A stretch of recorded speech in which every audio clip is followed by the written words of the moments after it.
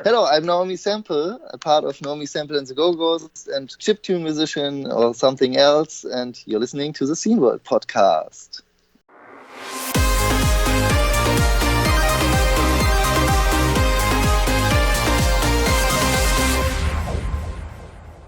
It's the Scene World podcast. I'm AJ. Joerg is that guy over there. From Germany, hi. Yes, from Germany. I forgot to say that again. I'm not from Germany. 2022. Yes, 2022. This is our second podcast of the year. Ooh. We're just going to keep numbering them as we go along, just to keep track, because I forget everything. Yeah. Simon Carless. Yes, Simon Carless is who we're talking to. And this time with Martin Wisniowski, because AJ wasn't ready for this one. I wasn't. Yeah, I was. What was I doing? I don't know, but you didn't have time. Oh. Okay. Yes, you got your booster injection. Oh, that's right. Yes, I had to your go. Booster appointment. That's right. Yeah. That's right. Yeah. Yes. Got a pin and everything. Nice. Yeah. I saw your Facebook. Yeah. Third. It took me 3 shots. 3 shots to get a goddamn pin. 30 shots. Yeah. That's what 30 shots is when you get the free hotel stay or something. You get like a free shipping on your pain medication. Simon Carless. Yes. One of the pioneers of Netlabels. Yes, and who Joerg made a rather spiffy song with. I did. Did you not? Didn't that say Joerg and Simon Carless? What? What's the fucking name of the file? Oh, it's not. Wait, what? I just sent you the news. I just sent you the news bit, my song, and Petro's. I'm so confused right now. Okay, but when I look at... Oh, okay, I'm sorry. I saw... So it said music piece from Pedro Planas, comma, music piece from Joerg and Simon Carless. And then I saw a comma after news section. So I thought this was music from you and Simon Carless. So I apologize. This was just you. This was just you, which makes it even more impressive because it's got a groove. Well, anyway. Yeah. Yeah, I saw something I tried 2 years ago with the free Magix music maker that was enclosed to the movie edit that I use to edit videos. So it was a free product. So I was like, why not trying something out with it? You'll probably be hearing that right now over this because I damn well want to leave this part in. You want to include the whole 2 minutes? Absolutely. Oh my god. Absolutely. This is golden. Why did I send it to you? Why did I send it? No, not the whole 2 minutes. No, just a snippet while we're talking. Anyway, you can see that Martin Wisniowski was kind of starstruck on this one. So, woo! That's always nice to see.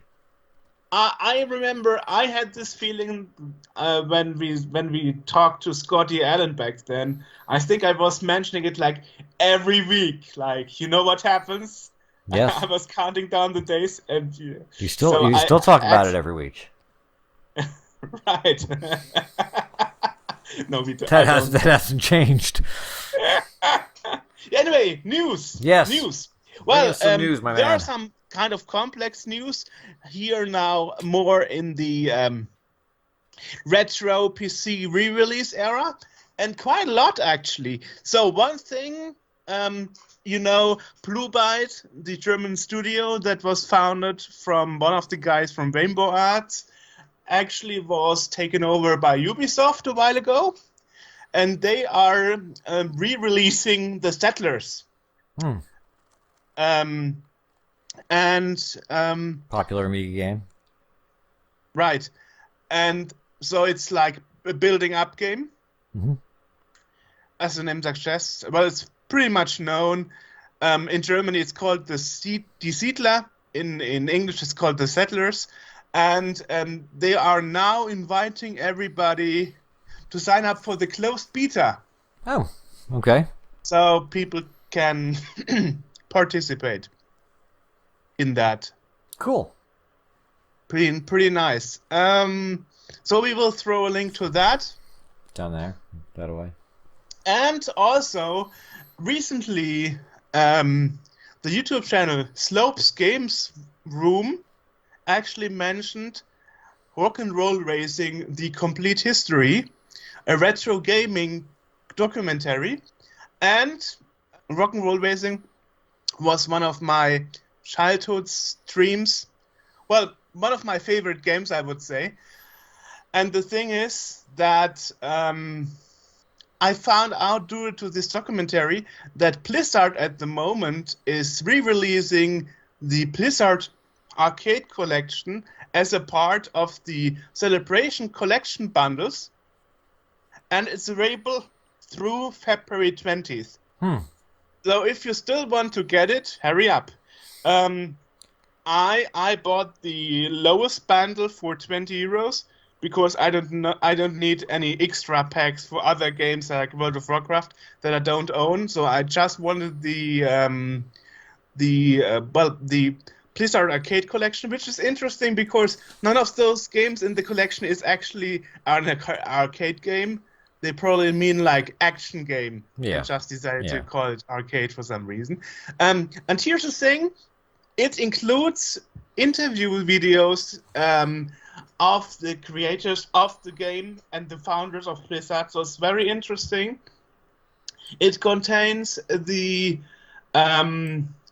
original Super Nintendo release and the Mega Drive / Genesis release. Unfortunately, the Game Boy Advance release is missing, but it has an ultimate, pimped up version too.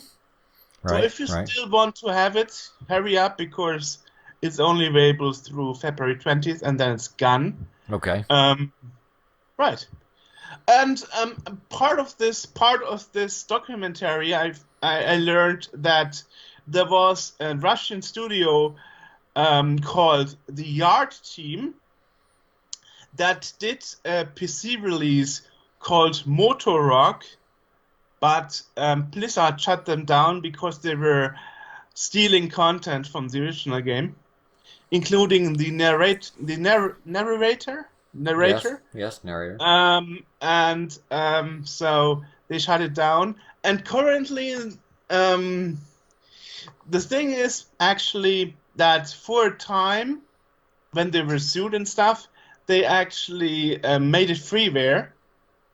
And then they removed the freeware version from the internet and made it on donations. So you could donate, I don't know, $3 for a Steam key. And right now, their homepage, when you sign in using your Steam account, it says there are no more keys available. Oh, okay. At the moment. So who knows if there will ever be more Steam keys. But I found in the discussion board of that Steam game that was removed from Steam because of copyright issues that another Russian developer made a new rock and roll racing based game, and this developer calls himself Online Object, and he has that new game called Overshoot Battle Race. And Overshoot Battle Race is on early access on Steam since December 1st. And he doesn't copy stuff from the original game. Okay. That's a good I thing. think I'm following along. Yes. Yeah. All right, cool. So, very nice. And if somebody's interested in the game and doesn't want to go illegal, I actually forgot to send you that link, but I will do it after this recording. Blizzard actually made a demo version of the Super NES release in 2014 and made it available for download. It contains one music that isn't the original, and the first 3 tracks of this SNES release. Which is quite interesting because seeing a company modifying a game ROM from 93 and re-releasing a version of it as a demo version in 2014 that's actually bundled with a Super NES emulator, that's like super interesting. Yeah, that kind of is, yeah. So it is really a genuine Super NES release. Otherwise, they wouldn't have the need to bundle it with an emulator. Right, yeah, right. That emulates the Super NES, so that's super interesting. It's yeah. I mean, why would you want that? I don't know. Probably they wanted to make a demo and provided something legal for the people to see. Right. What was actually there as a game. Yeah, well. Gotcha. So we will put links to that all together. And a news on my side, now that I'm using Windows 11 since a while now, I actually made a couple of entries on my blog how to get certain certain classical Windows games running in Windows 11. So if anybody is interested in learning about that, and I'm sure they are. Well, the thing is, basically my blog turned out to be like a notebook for me to write down what I did to get the game working. Yeah. If I ever have to do it again, that I know where to look. And honestly, Windows 11 is so new that nobody makes any documentation or wiki or whatever about how to get games run in Windows 11. All those wikis and databases, they are all about Windows 10. In most times, in most situations, what works on Windows 10 works on Windows 11 too, because Windows 11 is basically Windows 10. Just a new version of it. But anyway, there are some exceptions. Right. And so I decided to give it a go and write what I found. Yeah, very cool. That would be my news bits. A bit more complex and more in detail than usual. But yes, yeah. Right. Yeah, I only got one little piece, which is that there are rumors that for all you BBS guys that that call the boards, and I should be one of them, but I've been lazy, because I moved and the network is different, and I just forgot how to change the Wi-Fi modem settings to connect to the to whatever, and I've just been lazy about doing it. But yeah, there are rumors that the classic board, the Base Planet, may be returning soon. Awesome. Yes. And the guy from Trouble, who runs Dead Zone, is now running two boards, and I cannot think of what the name of the other one is off the top of my head. I will put a link. It'll be in the thing here. Or make it letters showing on the screen. That's what I meant. Yeah. That's the name. Yeah. I'll figure that out by the time that this goes live. Nice. That's all I got. Nice. So now. Jeez. God, time travel's a bitch, man. Your beard fell off. Back to the Future 4. Oh. Yeah. Oh, we're here from the future because some things happened, and we had to come back to add it to the intro part of the podcast. Well, yesterday the Earth globe was shaken. Oh, shaken. Yes. Because Microsoft is now the biggest game studio. Good Lord. Okay. They bought Activision Blizzard. Good old Windows. Well, if you remember, Microsoft started back in the mid of the 90s with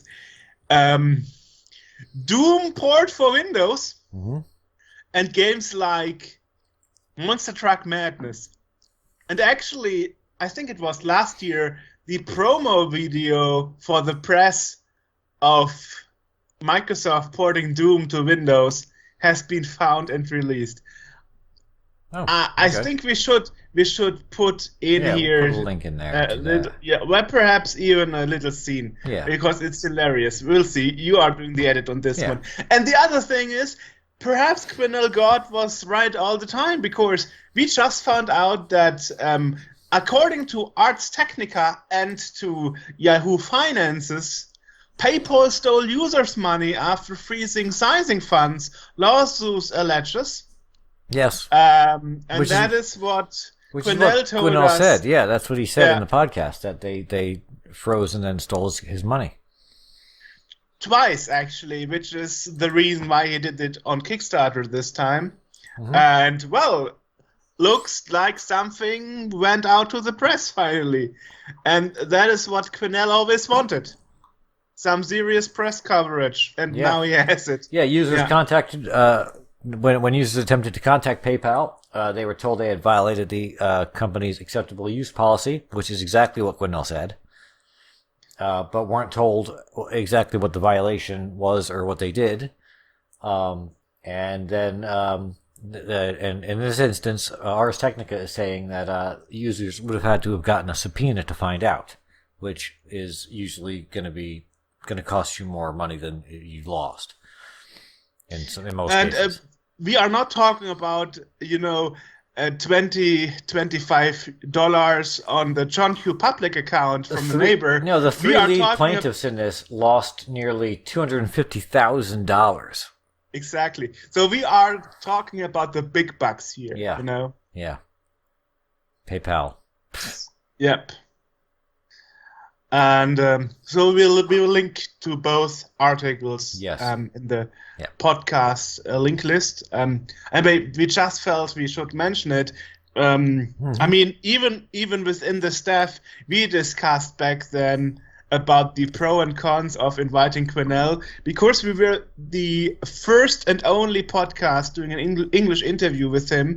Right. And that was one of those discussion bullet points, like, is it reasonable that PayPal really took his money twice, and now it sounded a little bit suggested, right? And there was a lot of other talk, elsewhere amongst the customers and whatnot, because he had jumped ship for a little bit, disappeared, so people were a little skeptical of his claims. But I mean, yep.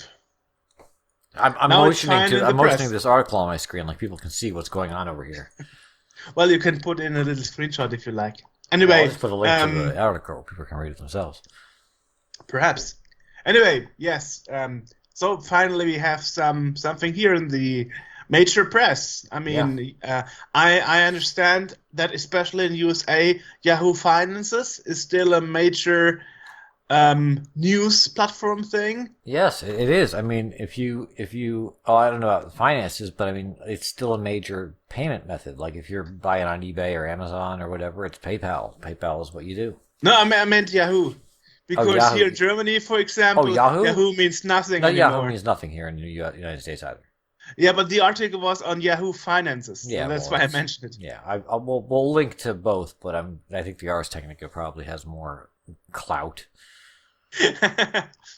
Well,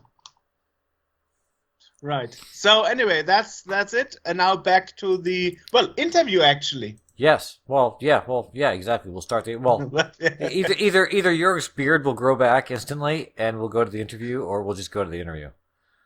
All right. We'll figure that out. Okay. All right. Okay. Wonderful.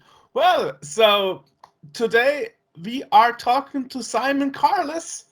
And you are basically known for pioneering in the Netlabel music business, I think. And with us today we have Martin, and Martin is more of the expert on the topic. So I guess it's your turn. Yeah, I'm not sure if we maybe start just like in every classical scene world interview, just like right at the beginning. Where did you find your way into the computer stuff, and why do you think it's interesting? Yeah, sure. Yeah, no, I mean, I was looking this up, so I knew what I was talking about with my own history before this call. And I started making. I got an Amiga. I had a ZX Spectrum earlier, but I did some stuff with that. But I got an Amiga, I think, when I was about 13 or so, and so I started getting interested in the demo scene. And actually, I used to get floppy disks from 17-bit software, which became Team 17, if you guys are aware of that. But before Team 17 was Team 17, they were a mail order software company for discs for floppy disks on the Amiga. So I used to get discs from them, and I get demos from them, and also I started trading a lot of stuff, and then eventually I started making music myself. I think originally via Aegis Sonics, which was a kind of a slightly more obscure like pre-tracker kind of thing, and then I think I did a little bit of stuff in Future Composer, which is also a less well-known, probably like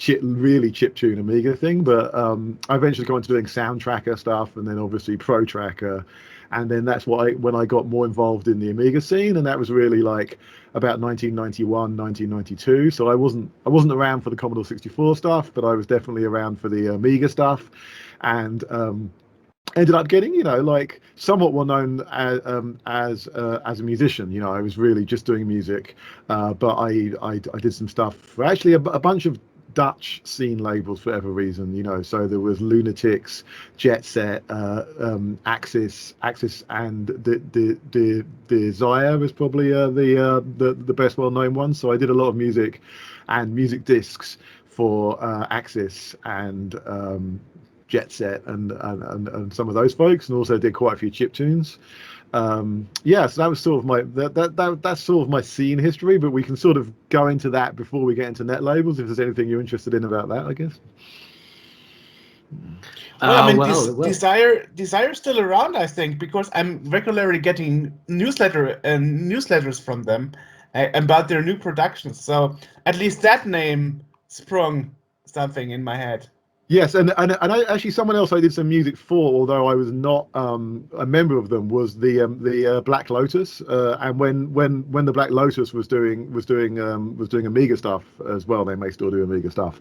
I did music for at least one of their demos, and also I was in a group briefly called Valhalla, and Valhalla was a fairly well known PC group at the time, and I wasn't really ever a PC demo scene guy. Actually, I basically never made the transition away from the Amiga. I was like, oh, I need to start doing stuff on PC, and then I never did.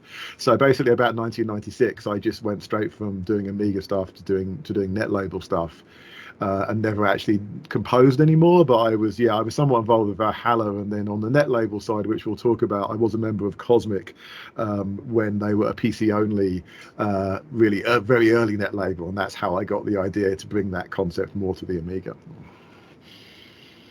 Maybe I just want to understand how actually even in this, let's say, early demo scene days, how did you connect it to the scene? Did you visited some parties, or was it all on mailboxes or via snail mail, or how did this work for you?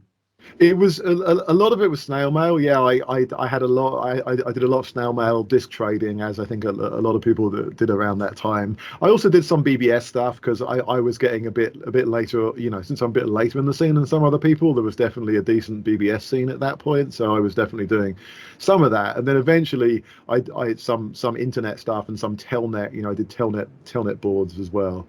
I think a lot of it was floppy disk trading, and a lot of it was just trading with other musicians, and that's one of the reasons why I ended up when I ended up setting up a net label. I knew a lot of musicians, and we were trading a lot of music with each other. But at that time, obviously, if you weren't in a demo or a music disc, there wasn't really a way to get your music out there. So obviously, there's only a certain amount of demos. And there's often a lot more pieces of music than that. So I think that was one of the original reasons why this started happening.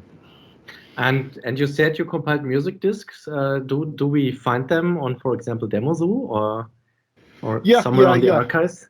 Yeah, I mean, I had a bunch of chiptune only discs. I think they were called Chip Squared, and so those were released. And then I had at least one larger larger music disc, which was like multi floppy disk. And then I contributed to some other stuff as well. Like I did music for disc mags, and I think I contributed a piece. There was a famous music disc by Jewel Crew Shining, which was pretty good. It was called Sonic something, and it had Sonic the Hedgehog sprite in it on the Amiga. And I think I had a tune in that as well. So yeah, so you can actually have a look on. I tend to look on Janeway. If you guys know Janeway, it's like the Exotica database for Amiga. Janeway has the best record of my demo scene stuff, and it has about 20 or 30 demos that I think I was part of. Although some of them are just like chiptune intros, or kind of like pack disc intros that they just use my chiptunes for, sometimes without me being aware.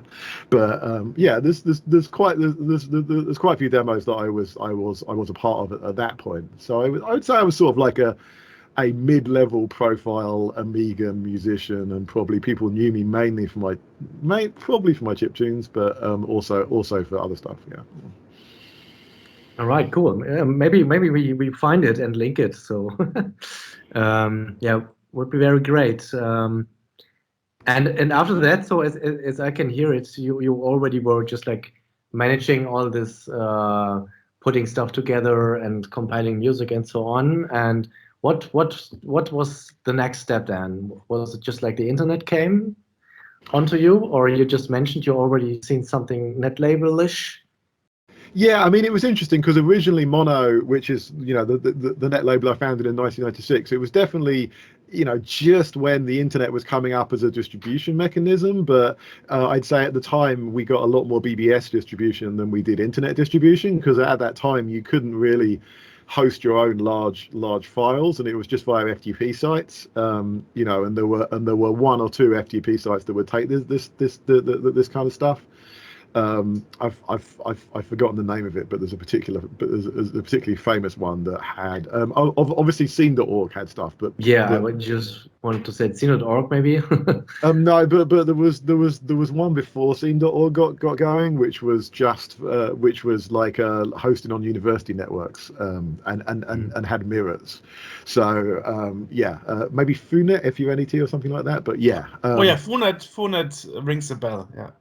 Yeah, but I'll have to research that one later. But yeah, but basically at that time I'd say most of our setup was set up for BBS distribution. So we had so when we launched Mono in 1996, it was definitely inspired by, there were a couple of PC music groups at that time, particularly Cosmic and Radical Rhythms, and Cosmic had done a pretty good job of the PC music group kind of idea, and they had a lot of people in there, a lot of really good people like Necros and Basshead and a bunch of those folks who I think some of those folks are still composing today and have done various game music things. So I was briefly a member of Cosmic, although I think I was the only Amiga member of Cosmic. I think everyone else did multi-channel stuff, and I was doing 4-channel stuff.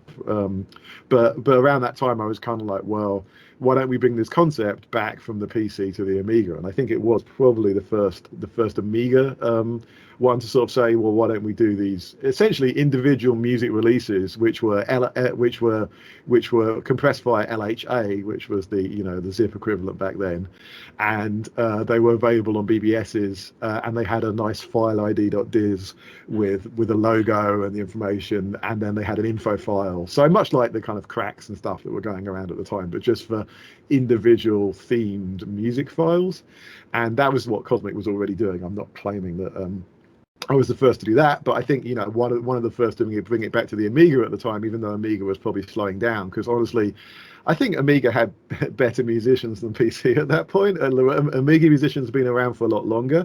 There was a lot more interesting stuff coming out, especially in the kind of area I was looking for, which was electronic music. And like a lot of the early stuff was like the Mono put out was kind of like techno or IDM or big beat, and there wasn't that much of that stuff on PC, I don't think, at that time. And so there were some pretty talented Amiga musicians who were either in the area or moving towards the area. So I think that was the original setup. And I think if you look in 1996, we were just releasing we were only releasing 4-channel mods.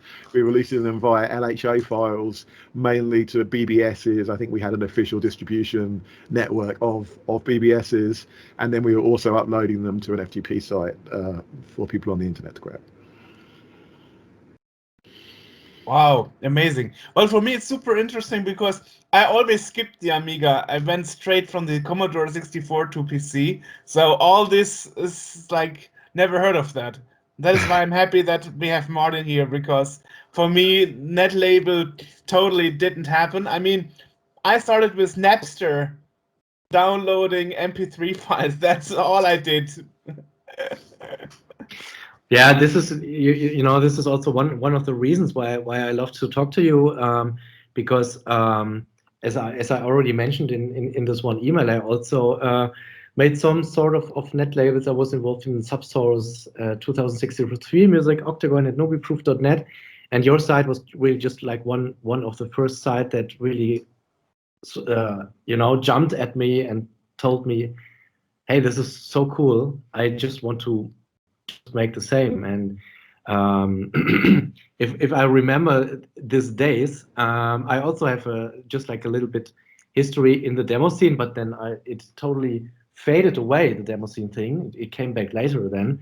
So I found it super interesting that you made it just like through the internet, not internet, through the demo scene then to finally reach the internet. So I think it's quite interesting though.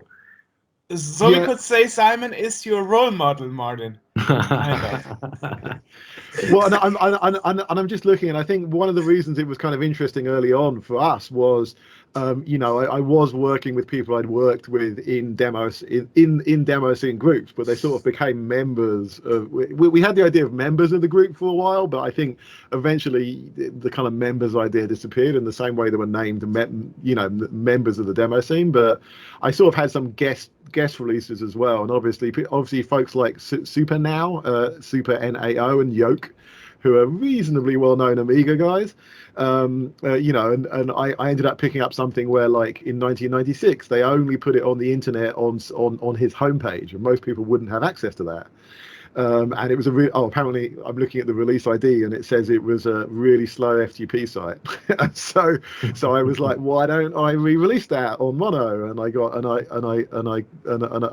got permission for that. So it was kind of like happening around the demo scene stuff, but mainly, as you say, like even in 96, maybe Amiga scene was slowing down in 96, but there was still plenty of people who were interested in sharing music. And obviously the good thing about mods is mods work perfectly well on PC, because a lot of people on PC were using .xm or .it, but all those mod players on PC were playing mods just the same, and you couldn't really tell the difference. So that's how that happened. And if I look at the early releases, I even got, like, I guess the first multi-channel release I did was a guy called Bjorn Lin. I don't know if you know Bjorn Lin, but he was one of the musicians actually for Team 17 for a long time, and he did a bunch of the music, I think, for like Worms and stuff like that. So I was releasing some multi-channel stuff from him back in 96 as well, and then started getting more into the multi-channel stuff using some of the old folks who released on Cosmic.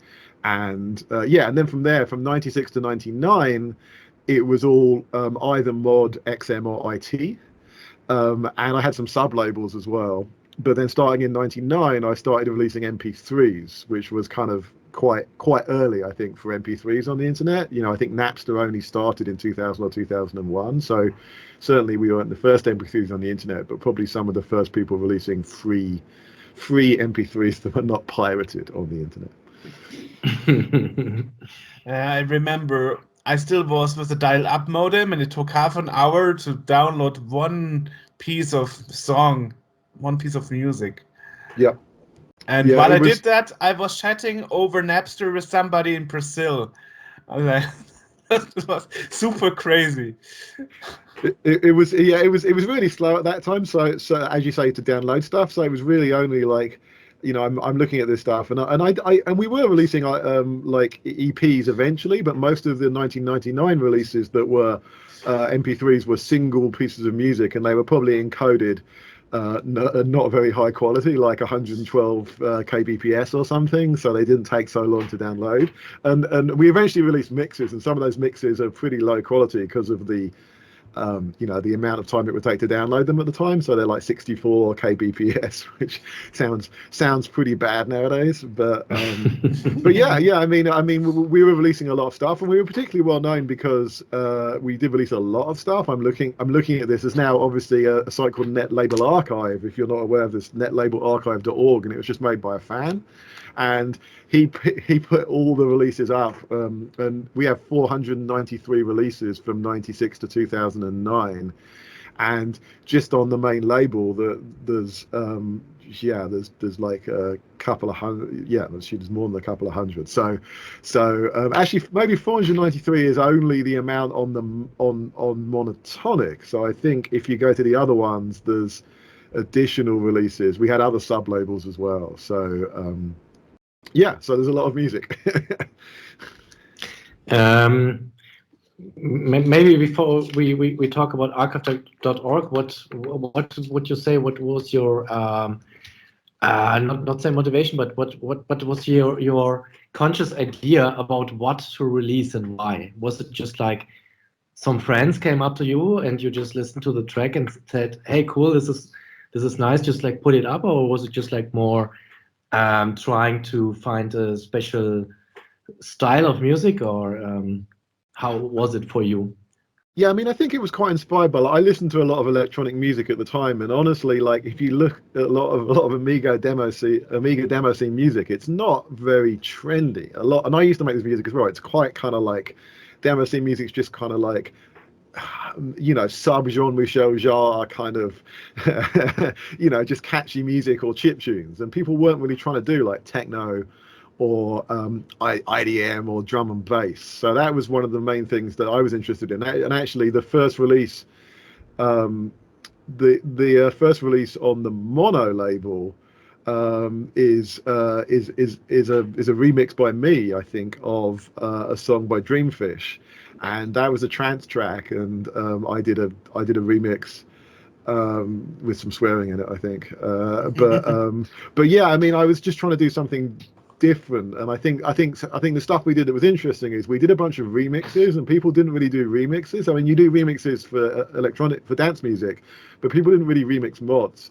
So we did a bunch of interesting remixes. People would mix other people's mods around, and then also I'd say I ended up expanding the kind of people. Quite a lot of people would submit music to us over time. So we gradually expanded to have a lot more interesting music from all over the world, and certainly some of the there's actually a guy whose name was Dreamfish at the time, who's still around, and he did a mix recently of the early big beat stuff, and that was a lot of interesting stuff from folks like Mortimer Twang. There's this guy Mortimer Twang out of Sweden who is known for being like a super good kind of like big beat electronic guy, and I think I ended up getting in contact with him somehow, maybe via the internet after I heard his stuff. And so in some cases I would find people who had like maybe smaller labels, and I'd say, "Hey, do you want to like guest release something?" But it was definitely set up quite a lot like a real record label, and I think that was sort of the interesting thing. It was like a real record label,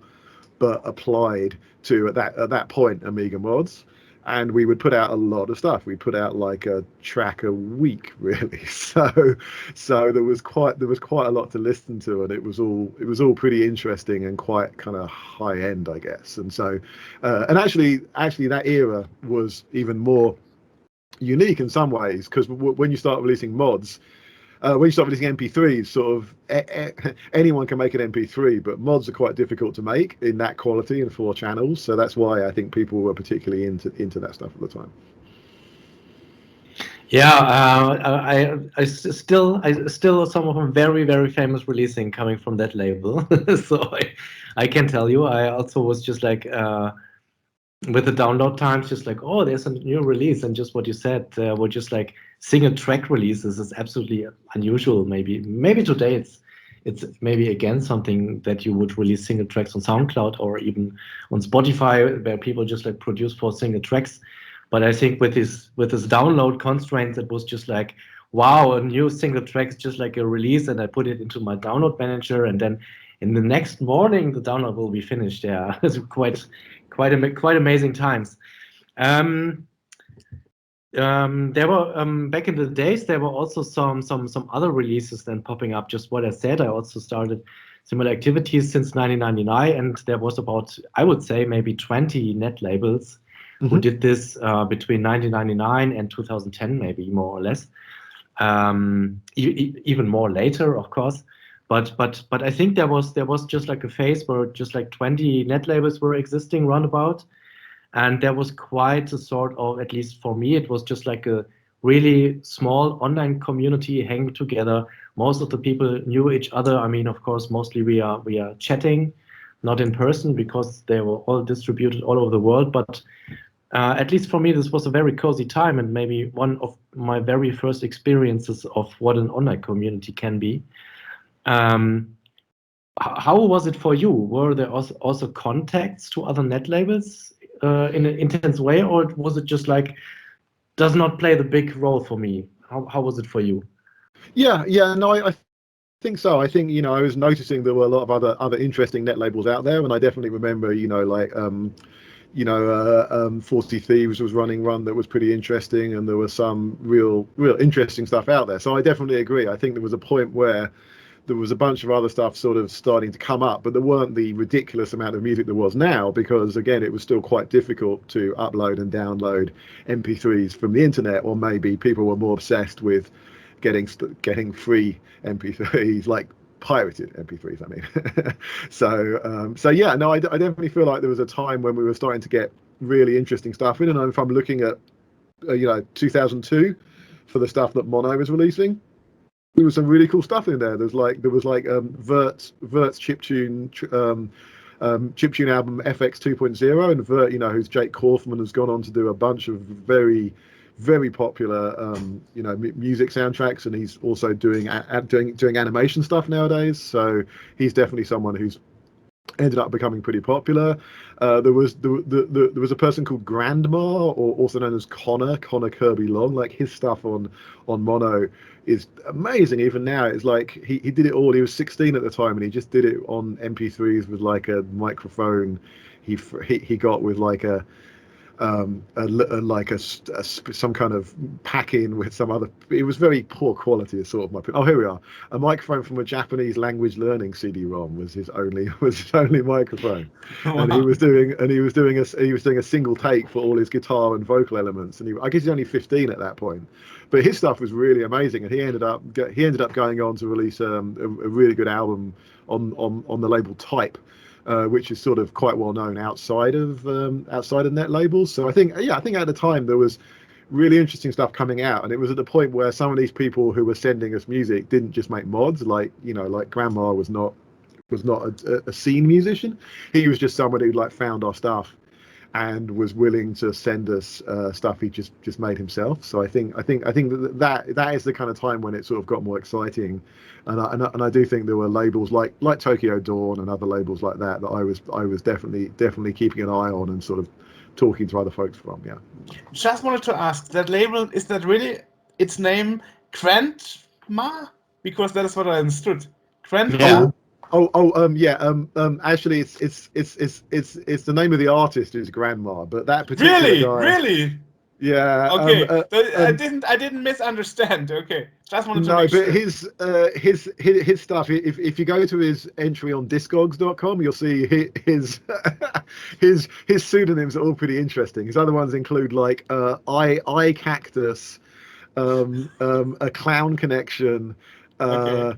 Stretch MCs, Jimmy Buffer, Anus Morissette.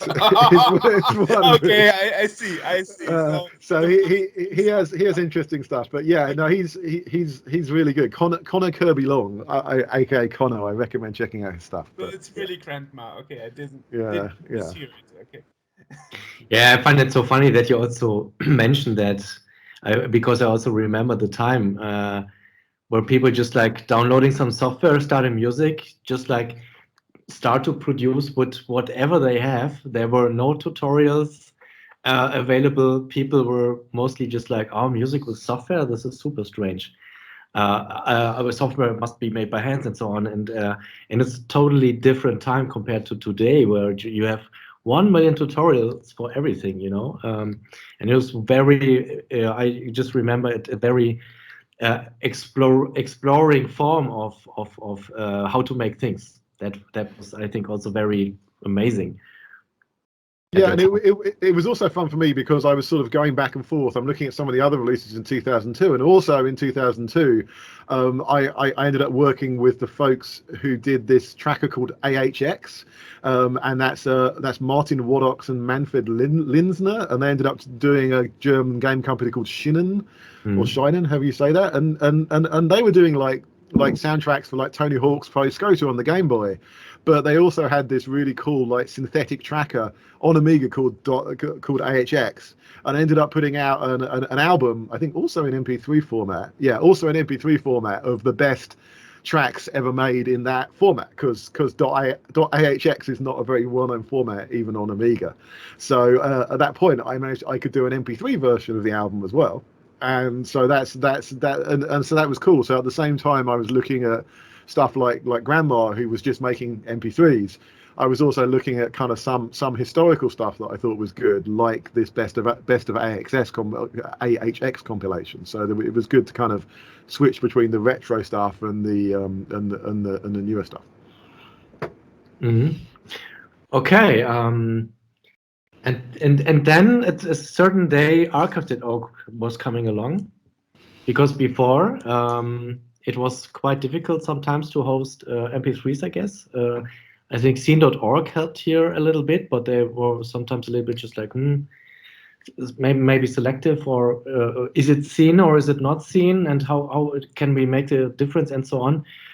And then what I heard about, and I would love to hear the story from you, is how then archive.org was coming into play. Because because I think still it's very just like a backbone of the complete Netlabel thing. Yeah, I mean, it was good timing. Basically, but basically what happened was I was working, I worked in, still kind of work in video games, but I was working in video games basically from 1996 onwards. And I was working in the UK where I'm from, but I ended up moving to California to work for a video game company. And then I was working with them all the way through 2001 or 2002. Or through a couple of those companies, and I worked on kind of some PlayStation 1 and original Xbox games as a designer. But then I ended up deciding that I didn't want to work directly in video games anymore, so I ended up doing a bunch of other stuff for a couple of years. And one of those was definitely, like, I was working with the Internet Archive already, just because they were based in San Francisco, and I sort of and I got to know them a little bit. And there was a project where I ended up helping them scan some children's books, so it wasn't really related to Netlabels at all. But I ended up going to their offices a bit, and obviously the Internet Archive is a really amazing organization. It was founded by this guy called Brewster Kahle. And he was a very early kind of. He originally made a Alexa.com. So the fact it's kind of funny. I think Alexa.com just got closed down, but the fact that Amazon's AI is called Alexa is due to the fact that Amazon bought Brewster's company. This is like 25 years ago or whatever. So he's definitely got some significant history in the tech industry, and he decided he really wanted mainly to run a non-profit, and what he was trying to do was to save knowledge. And obviously the main thing he was doing, and is still doing, is archiving web pages, because he correctly worked out that if nobody archives web pages, you'll never be able to see what's on them after they go down. So that they've been doing that since the late 90s, but they also had this separate area where basically, they were working on very large storage, petabyte servers, many petabyte servers, and so they were like, well, okay, it's actually okay if we make some other collections. And the exciting thing about that at that time, as you know, it was, you could upload, you could get your own account, and you could upload as much as you liked, and it was free, and that was basically unprecedented at that time. And so I think around that time I started uploading obviously the mono releases to the Internet Archive, because it was basically another mirror. I was certainly on scene.org, but to your point, I think if you weren't originally a mod group, scene.org probably wouldn't let you on so easily, like if you were just an MP3 only group, because like if you didn't make your music in the scene, why would scene.org let you let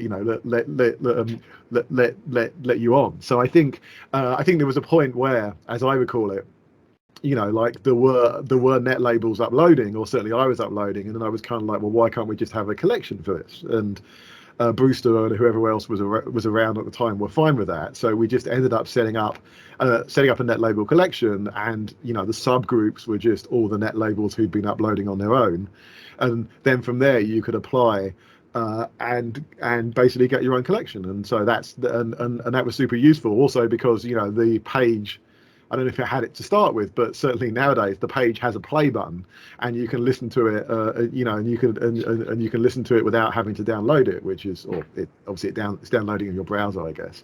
So that made it even easier. So that's sort of my recollection. I was at the Internet Archive for other reasons, and also I was helping them out with some of their software archiving at the time. That they were trying to work out how to archive large collections of software and video games, and so I helped them set up their Two Cows collection. If you guys know Two Cows, TUCOWS, Two Cows was a very large PC shareware collection, and so that they ended up running a complete mirror of that, which I helped a little bit with the setup of, and some other stuff. But yeah, basically I was around them enough that I had privileges on their system, I guess. And then I asked them if it was okay, and they were fine with that. So I think I just ended up mainly setting it up myself. The Internet Archive is quite deregulated on that side of the business even now. Like, they don't have tons of people. It's just kind of like, well, you just upload anything you like, and it's fine. So. It's true.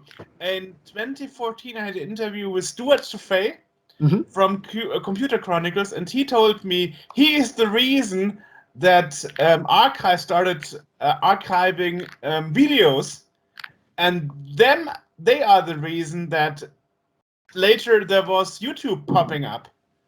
Because the YouTube people were just across the street from the archive.org people. And that is how it all happened. So archive.org plays a big role in not only Netlabels, but also in the video uploading business. And I think Martin recalls that because we had an interview 2 years ago with archive.org, and this was a topic also, actually.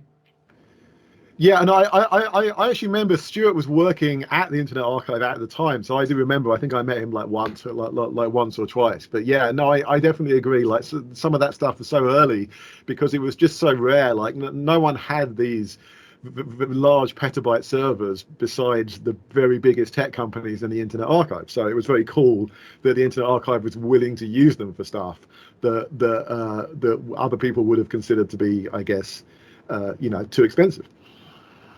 Yeah. This is absolutely the context, because back in the days, even hosting some simple MP3s was super expensive. Maybe nowadays it's maybe hard to imagine how really expensive it was just like to host some megabytes somewhere. And I found it so remarkable that just like by this, maybe let's name it coincidence, you just opened the door for the Netlabels, and without that, because many of the Netlabel pages then disappeared later. And without having this backup on archive.org, then even the music files were mostly gone, because server hosting cost and so on and so on and so on. So archive.org at this point does exactly what it wanted to do, just like preserving the records of the history. So yeah, although it's kind of funny. I imagine they would have never envisaged that would have happened. Like, they open it up for people, and then people upload it, but also have it on their site. And then because archive.org, the website, can't, or at least historically couldn't keep that large. Large files. So I think it's an unintended effect of something that ended up working out pretty well. But I think the Internet Archive is still, to some extent, the website of the Internet Archive. It has a very clear kind of clear goal. But I think the non-website of the Internet Archive, it is and continues to be a little bit of a jumble. And and obviously Jason Scott's the guy. I don't know if you've ever spoken to or interviewed Jason. That's the one we interviewed. Yeah. Yeah. So Jason's the guy who has to deal with all the incoming stuff on the non-web side of the Internet Archive. But it's insane. Like, he's one guy, and they get like tens of thousands of uploads a day or something, and and it can just be anything, arbitrary files, right? So I think it's sort of a bit of a Pandora's box in both directions. It's kind of like, wow, so much good stuff's getting uploaded on the one hand, but on the other hand, a lot of it is unsorted or suspect or duplicate. And I guess the good thing about the Internet Archive setup was the way that we managed to set it up was clearly each label got a collection. You could only upload in that collection. And it did require me to manually approve like every single net label which is currently there, which I think is hundreds. But we were lucky that I wasn't doing anything else for the Internet Archive at that point. I'd gone on to my current job, my previous job, which was working at Gamma Sutra and Game Developers Conference. So I could just do that in my spare time. Whereas just one person, there's no way you could set up collections right now for the tens of thousands of stuff coming in every day. So I think Jason does a really good job, and the best job he can in kind of sorting everything. But it's like a fire hose of content. That's true. And interestingly, when this is released, it will also be in a Scene World podcast collection on archive.org as a backup. So you're coming back to form them. Exactly. And I still remember the pain, because you always need to have 50 files of one type, and you have to make every upload a single entry. And that took me like 2 weeks to in my free time in the evening to upload all 50 single files. So the process is still tedious, still nowadays. Yeah. It's super, super complex. Yeah, no, it's interesting. I mean, I think the good news is it's sort of managed to include a whole bunch of stuff that would never have got archived on the internet otherwise. But I think certainly the bad news is that it is very unstructured. So I think that's the negative. But yeah, no, I definitely really love those guys, and I think that there's no way that that a whole bunch of that stuff would have got saved otherwise. And in fact, when the Netlabel archive guy came back and started putting all this together, in many cases, I think he was finding stuff only on the Internet Archive, and it wasn't available elsewhere. So yeah. And interestingly, it also depends where you are living. Here in Germany, archive.org is only basically known for their Wayback Machine, where you can look at how websites looked in 1996 or something. So, and the rest is not much known in Germany. I don't know why that is, but it's probably because it's so unstructured. I mean, yeah, and I forgot to mention, like, the original audio side of things, I think, was mainly set up for their bootleg / Grateful Dead collection. So that's a very California thing. The Grateful Dead obviously are a very famous jam band, and the Internet Archive had a very large jam band archive on it before Netlabels, and it's one of the reasons why all the audio stuff was being sorted out at that time, because there's like thousands of Grateful Dead performances, and the Grateful Dead, I think, were fine at that time with these all being available. And so there's a whole episode, it's not a Scene World episode, but there's a whole episode about how tape trading changed in the jam band world when the Internet Archive started doing its jam band collection. So yeah. Do you know if there are some connections between, let's say, the invention of the Creative Commons license and archive.org? Do you know if there are some, I don't know, people spoke with each other or something? Yeah, I think so. I mean, I think Lawrence Lessig was the guy who did Creative Commons originally, I think, and I know that. Yeah, I know there were some discussions at the time, because I also dealt with the Creative Commons folks a little bit early on, because one of the things I was really trying to do was I was pushing all Netlabels to assign Creative Commons licenses to their releases, because it was very confusing otherwise. And I think that's something that it got. I think the Internet Archive had a flag you could add for what Creative Commons license it had, as I recall. Yes, you can. Yes, yeah. It's asking me every time I upload a new episode. Yeah. What kind of license you want to add? None. And then you have different versions of Creative Commons. Yeah. So my recollection is that, yeah, I mean, I think, they're both Bay Area kind of like organizations, and I do think that the Internet Archive and Creative Commons were quite close to each other when they were sort of setting that kind of stuff out. But I don't think I ever directly dealt with that. It was just something that I was trying to push for, and it's certainly in the Netlabel world, because I was kind of like, well, you want to have a license on it, otherwise someone's going to put it in their video game and say it was fine because they found it on the internet,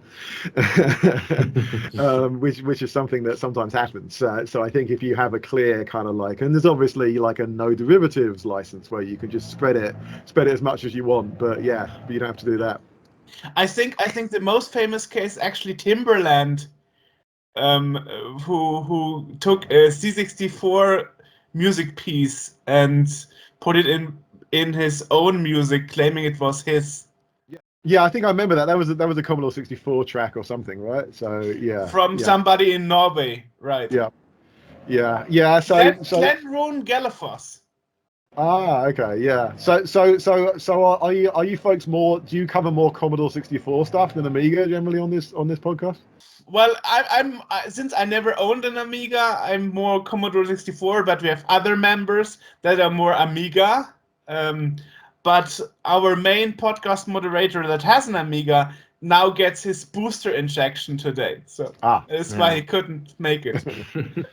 That's no problem. Yeah. No, I was definitely a Spectrum, then an Amiga, then I don't know. Then I sort of phased out. So that was sort of my history. But yeah, I was maybe just like speaking about the context a little bit more, because I remember we were releasing on the internet, there wasn't anything just like Creative Commons, and at least the people around me were just like discussing, are we even allowed to publish this on our websites and so on, and it was just like a super confusion. And then, of course, the Creative Commons came, and everyone embraced it from the scene, as far as I know, at least from the Netlabel scene. It was seemed just like a natural fit. But I think you still found some older files that were just like released before the Creative Commons was just like coming along, and people were not relicensing these files, and they are still just like with an unclear, just like in the end, one must say, classical copyright thing. Yeah. That of course you are not allowed to just like take, but it's just like classical copyrighted, and it's absolutely unclear because nobody knows what to do with it. Yeah, and I mean, it's interesting, and in hindsight, Creative Commons has not really become that popular. I think at the time people were like, everyone's going to be doing this, but actually Creative Commons, like, you don't hear anyone talking about Creative Commons nowadays. I don't think so. I feel like it was an interesting idea. It was basically taking the software license concept and applying it to media, because there's all kinds of obviously GPL licenses and stuff in the software area. But I don't know. I think it's kind of debatable whether it was a big difference. Oh my god, I can't freaking deal with this person. Well, I can say the first time I heard about it was when Flickr came around 2005. And then they made it a big thing that you could flag your photos with different licenses, and people could use the photos for their creative projects and stuff if it was Creative Commons. And I remember there are different versions on it. Some you have to credit the author, and some versions you don't have to credit the author, and some are for private use, and some are for commercial use only. So there are tons of Creative Commons versions. Yeah, no, that's true. I'd forgotten about Flickr, and Flickr, you're right, it was used more in photography than it was in music to some extent, I think, yeah. Perhaps the reason why it was never used much is because there are so many complicated versions of Creative Commons. Yeah, you're right. There are a lot, and I think that was one of the things I remember when we were trying to apply it to the internet. Like, we were trying to just get down to like 2 or 3. I think the other thing is, it's like it's like the internet tends towards stuff either being explicitly paid or explicitly free, and I think anything in between the internet wants to ignore, if you know what I mean. So I think if you're like, well, it's free, but under these circumstances, people are just like, whatever. It's either free or it's not. So it's almost like a hook problem. It's kind of like, well, why would I, and I do think in some countries, like I've noticed, like, not to stereotype Germany, but Germany's quite buttoned up about stuff like this, quite specific about the rules. And I'm sure the German music publishing companies are very hardcore about this and stuff like this. That's true. And in some other countries, I do feel like they either care about it less, or people just don't really notice, I think, because I had a similar conversation. I'm working with my current company with a contractor who's based in Germany, and I had some conversations with him about like tax recently, where he was kind of like, well, won't the US tax authorities worry about this thing? And I'm not doing anything bad, by the way.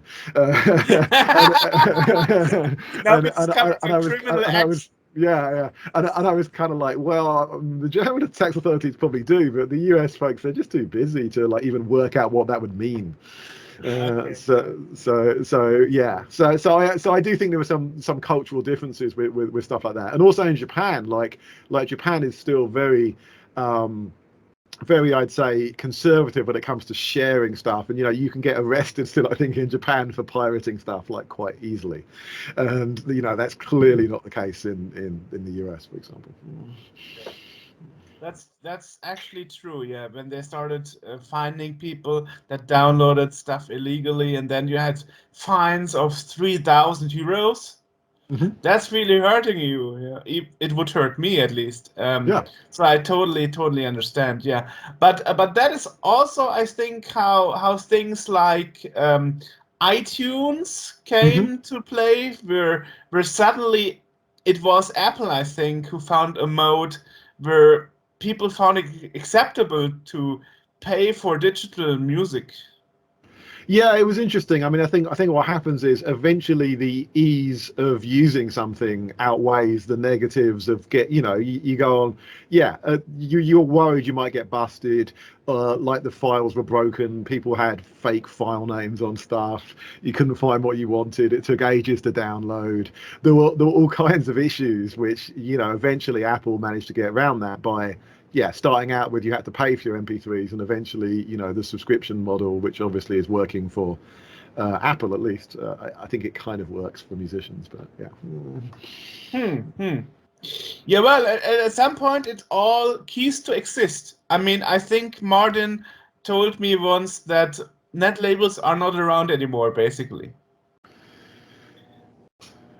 I'm not sure what your opinion about this is. I mean, sure, there are still netlabels, but I think this time from 1999 till 2010 roundabout was just like a super intense decade, maybe, where all this stuff were also just like happening. All what we talked about, piracy, first downloading MP3s, then Creative Commons coming along, just like people pushing out independently some music.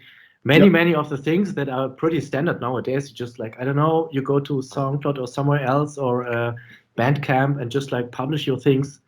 And in this decade, all these things were just like coming together, Yeah, it was a supply and demand issue. Like one of the reasons I stopped doing the net label was I just thought there was too much else out there, and I was and when I was doing it early on, there was an enthusiastic audience, and there wasn't a lot of stuff available. And and towards the end, there was just a lot of stuff available. And then to your point, people were listening to commercial MP3s and stuff, whereas early on, net labels were one of the few things you could listen to on the internet easily without pirating stuff. And actually, at the time, I founded, I don't know if you know this, but I founded a site called legaltorrents.com, and it was a legal BitTorrent site.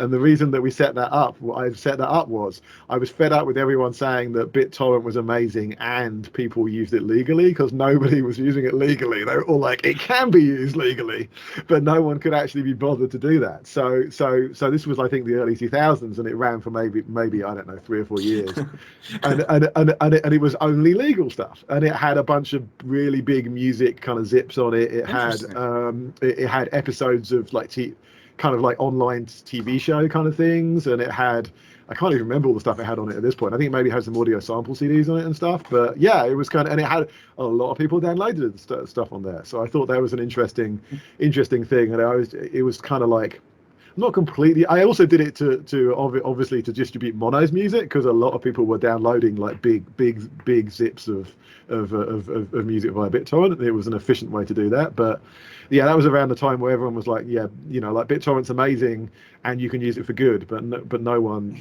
wanted to use it for good. wasn't the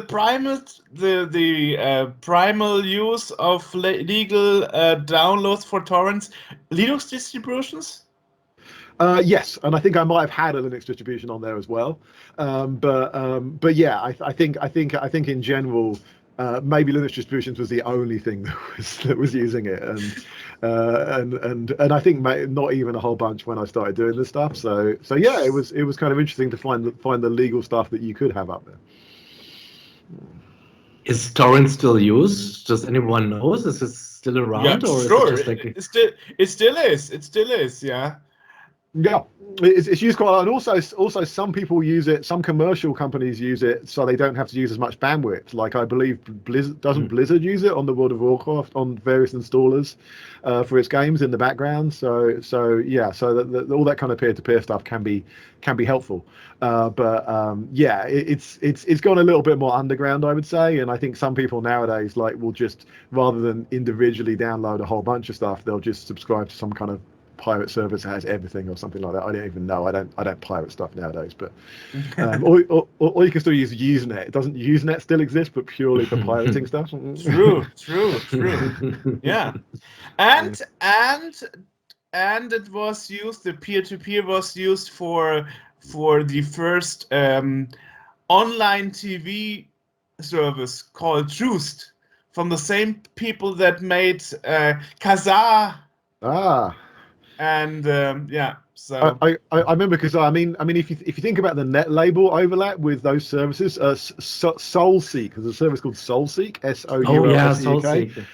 Like SoulSeek was the one that had like all the cool / interesting electronic stuff on it.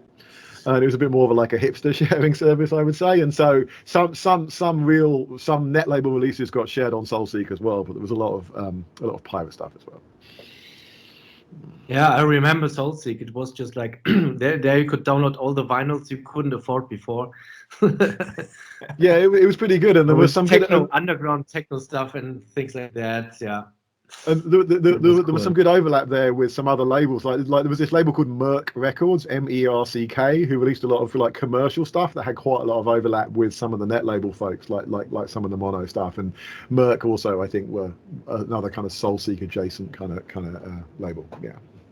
Jörg, do you have an idea for a next question? Otherwise, maybe. Well, I mean, from my side, we got it covered. As I said, I don't have much knowledge about the topic, just where the interface in between are mainly with archive.org and Stuart Chaffee, but that is solely because we spoke to archive.org and Stuart Chaffee beforehand. So when you mentioned archive.org, I was like, okay, I remember that bit, but other than that, in Netlabels, not really. I don't really have much knowledge. So I learned a lot today. I'm really thankful for that, because this whole piece of history I only learned about from Martin, basically. Yeah, and it's important stuff. Sorry, go ahead, Martin. Yeah. Do you think we should talk more about topics like this? Because for me personally, because maybe I have the experience, so I think it was a very interesting time this years on the internet, where just like online, just like pioneers of online culture, maybe something like that. And so few people know about this. I talked to many people, and they know I never heard about this, especially younger people. We know everything about 80s computer games, but about this, just nothing. I have an interesting anecdote about that, actually, which is I nowadays my job is I have my own company about video game discovery, so I sort of help game companies work out kind of I don't know why games are popular, I guess. And as part of that, I'm the investor in a game publisher called No More Robots, and they published a game called Hypnospace Outlaw. And if you haven't seen Hypnospace Outlaw, it's a 90s web browser simulator that is also a kind of mystery game. And it's actually really good, and you should check it out. And actually, 3 of my old mods are in the game because the guy who made the game has a lot of music in the game, and was looking for extra music. So some of my mods got into the game. But anyhow, like that was the original game, and and I think they're thinking about kind of no spoilers here. There's nothing been announced for new Hypnospaces, but they're thinking about if they were going to do anything in the future. And that game is very much about the kind of GeoCities era. The GeoCities era being kind of the late 90s, and that's like really really iconic. But then if you get a little bit later, kind of 2000 to 2005, and that's when a lot of the Netlabel stuff happened. They were asking, I was asking, is there anything iconic in that era? Is the stuff that people really remember? And the answer generally is no. Even though like interesting stuff happened then, and you're right, Napster is probably something that you would mention from that era, but it's less standout. Like if you look at the web pages being created in that era, they're kind of like often like slightly watered down versions of like the 90s stuff that looks cool now. So I actually think one of the issues with that era is it actually either it's not interesting enough, or people haven't found the nostalgia angle with that era yet, and so it's just ended up becoming a bit uninteresting to people. But I agree. I think it can be interesting, but it seems to have less hooks than the classic kind of 90s internet. Mm-hmm. Yeah. Valid point. Yeah. Just like because I also seen this. If you I don't know, look into books about this time, then you just have one screenshot from Napster, for example, and two other screenshots, and that's it. I mean, it's very hard to get this feeling compared to putting up an old NES and putting up the card and fire up some retro game. Then you have a totally different experience.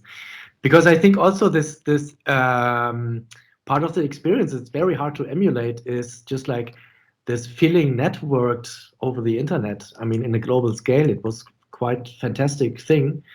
Quite normal now, so it's maybe hard to tell. But putting this into a game, maybe this is a genius idea.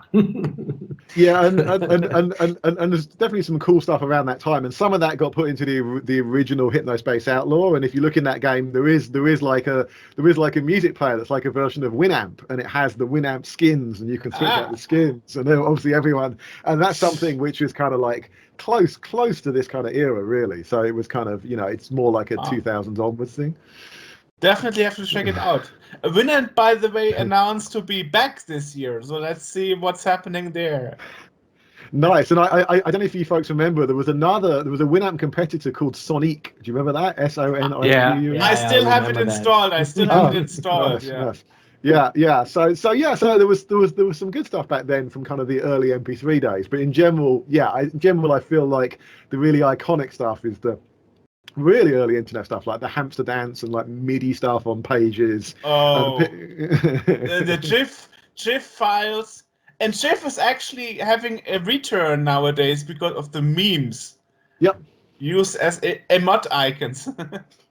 Yeah, but maybe the most iconic is Winamp itself, right? Yep.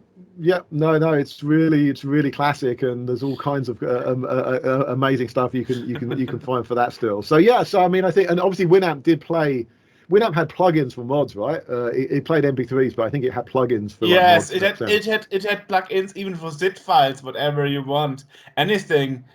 Yeah, you can play anything. Yeah, I know, it was good. I remember at the time, by the way, it was a bit controversial in the Amiga scene because many mod emulations were not imperfect because it was all PC users. They didn't know what the original Amiga mod sounded like. So I believe there was one person who I used to, who I didn't work with, but when I worked in Guildford, he was a guy. I worked in video games in Guildford, which is where Bullfrog was, and he worked at Bullfrog at the time, and he was a bit of a demo scene guy. And I think he coded, if I recall correctly, I think he coded the mod plugin for Winamp that actually works properly with Amiga mods. So that was nice of him. Yeah, I remember Jeroen Tel adding a note which version and what plugin to use, so it sounds correctly. Yeah. So yeah, so some composers even to care about that, you know. Yeah, it would sound bad because the Amiga I think had some bugs on certain stuff with Pro Tracker where it didn't play properly on the Amiga, but when you took it seriously when you tried to play it on the PC, it would play something different. So, yeah, there were all kinds of issues like that, which obviously all went away with MP3s. At least at MP3s, you got everything you got everything to play correctly. But yeah. The game you have mentioned to emulate a 90s web browser, does it also emulate that the different loading speeds of the websites depending on the location where you are and the location where the other website is? I remember Chinese websites were brutally slow to open, or Australia or whatever. From me in Germany, it was like incredible loading times. It doesn't do that, but what it does do, Hypnospace Outlaw, is if you wiggle your mouse, the pages load quicker. Yeah. Yeah, so you should definitely check out and link to this game. It's actually done it's done well. It's interesting. It's very much like the person who made it is this guy called Jay Tolan, and he's definitely a guy who grew up with the internet in the 90s. So a lot of the references are very 90s, but it's got very popular among people in their teens and early 20s now who don't actually know the 90s internet, which I think is really, really interesting because it just has a real good evocation, and that kind of 90s style is very cool nowadays. So the sort of different sets of people enjoy that game. People who who actually lived it, and then newer folks. And it's actually available on Xbox and PC Game Pass right now. So if any of your listeners have Game Pass, they can check it out for, in quotes, free. Interesting. Wonderful. Yeah. Maybe one question again.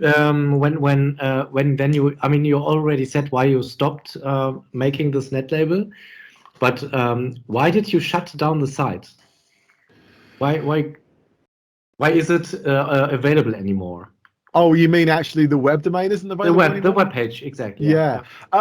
It was getting old and hard to maintain, and there's sites like netlabelarchive.org now, and netlabelarchive.org does a better job, honestly, than my site did in explaining and listing all the releases, and it has all the release information as well. So unfortunately, the sad thing about the Netlabel Archive is that they uploaded everything to YouTube at one point, but sadly their YouTube account got too many copyright strikes and got deleted. So and obviously they're not going to do that again because they put like thousands. It wasn't just mono; they put like thousands of tracks up. So the good news is that as per normal, the Internet Archive links all work fine. But at one point you could go to Netlabel Archive and they had embedded YouTube videos of every single release as well, which was really, really nice and really easy to use. So yeah, so it was really just like, I don't necessarily need to maintain that web page. It's kind of out of date and broken. It was linking, I think, to some old pages anyway. But yeah, I mean, I'm still enthusiastic about about the kind of heritage of that site, and I'm glad that everything is still available on scene.org and Internet Archive. And I think in general people seem to be able to find the mods okay. And actually, I think probably most of the mods are also available on YouTube, because I don't know if you know, somebody at some point did a mass import of a gigantic amount of mods onto the Internet Archive, onto YouTube, and they're mainly still available. So I think a fair amount of the mods may be available just on YouTube, which is an easy way to listen nowadays. In part because of that. So I'm sort of happy with how it went. But yeah, I just really stopped, I think, back in 2009, because I just thought that it was just very crowded, and I was having fun, but I didn't feel like the releases were having the same impact than they used to, and I had a lot of other stuff to do with my day job and with other stuff. So I actually did almost bring it back about 5 years ago, and I was going to bring it back as a paid subscription, which would have been interesting.